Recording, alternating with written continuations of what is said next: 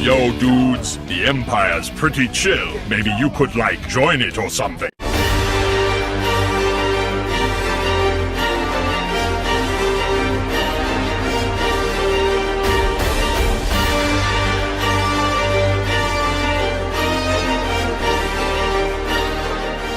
Hey everyone, Lucimus Prime here, so it's time for another episode of Movie That Deserves a Sequel. Now, today guys, this is going to be a very unique video in this series because I'm going to be talking about a film which in my opinion deserves a sequel, but it's also a film I actually don't like, guys. It's a film that I think is probably my least favourite in this franchise of my favourite superhero of all time. As you can probably tell by my figure I have next to me, and also, of course, the title of this video, which the superhero is in. And so this film, which in my opinion deserves a sequel and more story to be told, especially, of course, after the most recent movie appearance of the character, of course, would have to be 2014's The Amazing Spider-Man 2.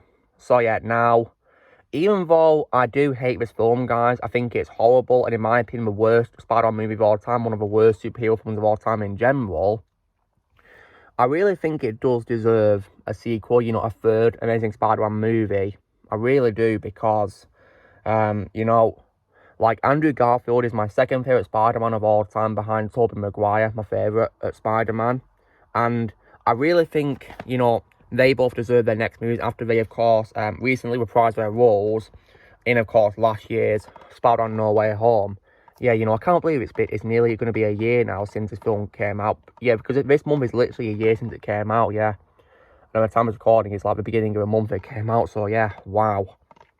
So, after they both, of course, returned for this movie, I really do think that they both deserve their next movies and their franchises, absolutely, after they, of course, unfortunately got cancelled because due to this film not performing very well at the box office, guys, unfortunately, Andrew's planned sequels were cancelled, because I believe he had 2 sequels, planned out, but unfortunately they got cancelled because this film bombed and didn't get very good reviews, and that, of course, resulted in Spider-Man being rebooted into the Marvel Cinematic Universe, played by Tom Holland, of course.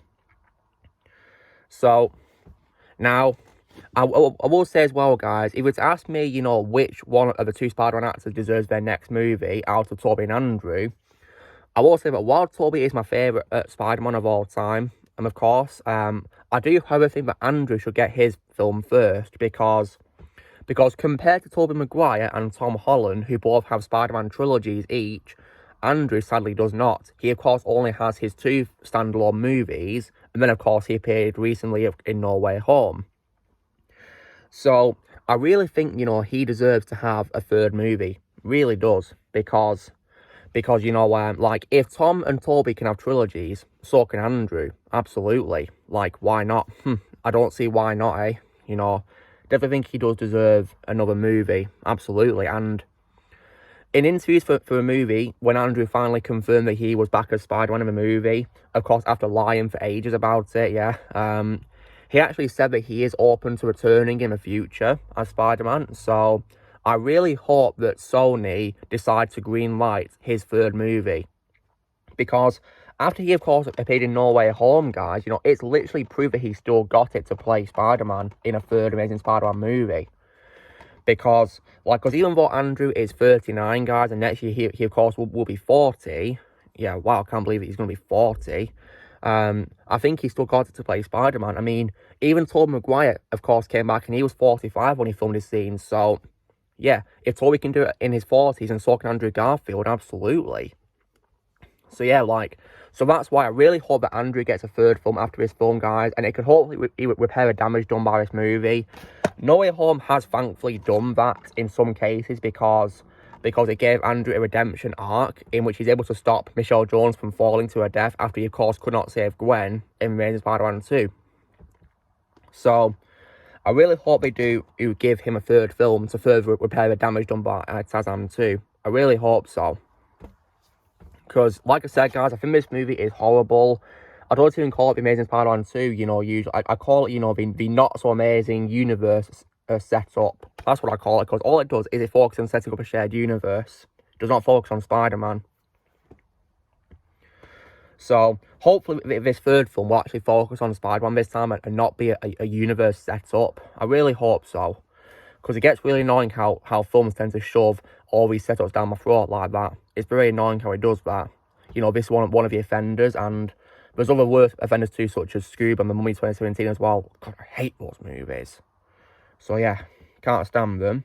So yeah, now I really hope that Andrew does get a third film, guys, first. And don't get me wrong, I still also want Tobey Maguire to have his fourth movie as well. He deserves that as well, in my opinion, as well. I'll be covering Spider-Man 3 in this series too eventually on the schedule as well, absolutely.